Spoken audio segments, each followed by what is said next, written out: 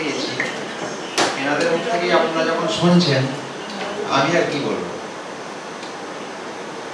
কিছু আমার কলিগ আছেন যারা আমার থেকে অনেক দিন আগে থেকে প্র্যাকটিস করছেন।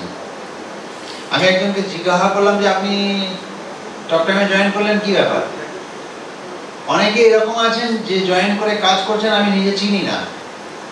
আমি একজনকে প্রশ্ন করলাম আপনি জয়েন করে কাজ করছেন, বললো আপনার শুধু একটা ট্রিটমেন্ট দেখেছি, একটা রিপোর্ট দেখেছি, এটা দেখি আমি জয়েন করে নিয়েছি।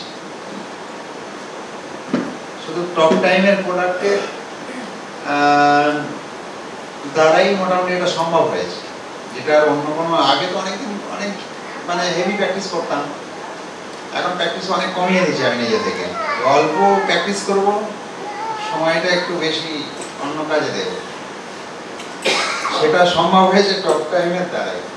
হ্যাঁ, কারণ আমি এরকম জায়গায় প্রথম এসেছিলাম, একদিন এসে আমাদের স্যার গোলক স্যার আমাকে এ করেছিল, ঠিক এইরকম জায়গা থেকে আমি কথা বলেছিলাম, এরকম একটা জগৎ হয় আমি জানতাম না। এত পেশেন্ট দেখলাম, এত পেশেন্ট দেখতাম, আমার চেম্বার থেকে জাস্ট 1 মিনিটের ডিস্টেন্স, চা খাওয়া হতো না আমার। সন্ধ্যাবেলায় আমার হ্যাবিট হলো 2 টাইমস আমার হট টি দরকার। এখন আমার মেজাজ খারাপ হয়ে যাচ্ছে, মানে চা পাইনি তো সন্ধ্যার পরে, অনেকক্ষণ হয়ে গেছে। হট টি বললো, কিন্তু এখানে সব কোল্ড হয়ে যাচ্ছে। হ্যাঁ, তো আমার 2 টাইম চা চাই।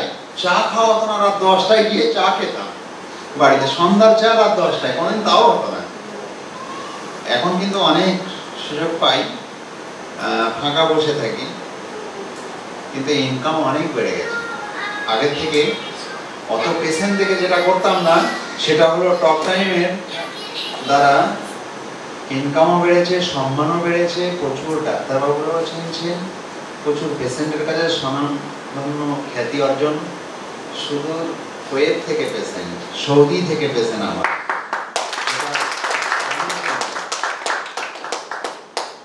বুক খুলিয়ে আমি ট্রিটমেন্ট করতে পারি। হ্যাঁ, এই জন্য আমি একটা কথা আপনাদেরকে বলবো, যেটা টক টাইম করছেন করুন, বুক খুলিয়ে করুন।